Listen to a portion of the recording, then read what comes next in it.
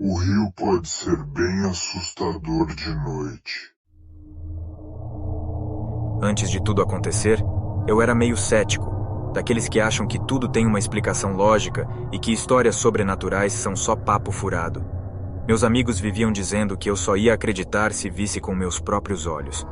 Por mim, essas lendas urbanas e papo de assombração eram só para dar medo na galera. Tava eu ali, no fim da noite no Rio de Janeiro, eu trabalhava de Uber. Era para ser só mais uma noite tranquila, sem nada de anormal apesar de ser no Rio. Nessas madrugadas pelo Rio a gente vê cada coisa, mas nada sobrenatural. Aí, recebi a última corrida da noite em Copacabana. Uma viagem até a Lapa era um valor bom pelo horário, mas quando uma moça com cara de assustada entrou no carro, eu já senti um clima estranho.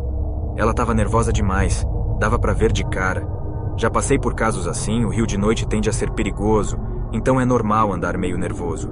A gente estava quase na Lapa, e o trânsito, que já era pouco, estava mais vazio que nunca. Eu ainda tenho a impressão que naquele momento só tinha eu andando de carro no centro, não havia nenhuma alma viva, sem carro, e muito menos ônibus ou táxi. A moça no banco de trás estava agitada e pediu para eu não parar nos sinais nem diminuir a velocidade. A parada começou a ficar tensa quando o carro deu pau do nada. Tentei dar partida, mas o carro não pegava. Eu fiquei mais nervoso na hora por conta da criminalidade. Um carro parado assim, eu poderia ser roubado facilmente. Eu olhei pelo retrovisor para ver se a moça estava mais calma. E ela definitivamente estava mais nervosa do que chegou. Foi aí que eu vi. Aquilo me marcou. Eu nunca senti nada parecido. Eu voltei a olhar para frente e simplesmente a pista estava tomada por uma neblina densa. Aquilo me abalou completamente. Eu senti um medo que não saberia descrever. Não parecia o mesmo lugar. Hoje eu realmente acho que naquele momento eu não estava no Rio. Sei que parece impossível, mas eu sentia que não estava onde deveria. Eu comecei a escutar barulhos do lado de fora do carro, na lataria, mas a neblina estava muito densa. Eu não via nada. Foi quando diante dos meus olhos, surgiu na frente do carro, de um ponto que não estava totalmente coberto pela neblina, uma moça pálida. Aquilo ficou queimado na minha memória. Eu lembro como uma fotografia, ela tinha diversos cortes. O braço dela parecia que estava pendurado por nervos ou músculos, como alguém atacado por golpes de facas, ou espadas ou facões, sei lá. Aquilo eu nunca esqueço.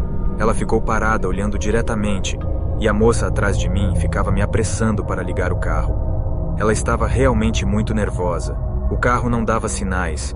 Não sou mecânico, mas entendo do meu carro. Trabalho com ele todo dia, então acabamos entendendo um pouco. E eu sabia que ele não tinha motivos para estar daquele jeito. Tinha uma semana que fiz uma revisão nele. Eu sabia, o que quer que seja aquilo, estava fazendo meu carro não funcionar. Foi então que eu, que não frequentava igrejas, me vi orando. Naquele momento foi a única coisa que veio à minha cabeça. A moça então, que estava nervosa, mudou completamente. Ela parecia mais irritada do que com medo. Ela me ofendeu enquanto eu orava. Ela queria que eu saísse do carro, mas viu que eu apenas estava orando. Ela ficou cada vez mais furiosa. Por algum motivo, ela não conseguia me encostar enquanto eu estava orando. Ela dava soco no banco e no teto, mandando eu sair. Eu não sabia o que ela era, mas sabia que eu não deveria parar e nem sair.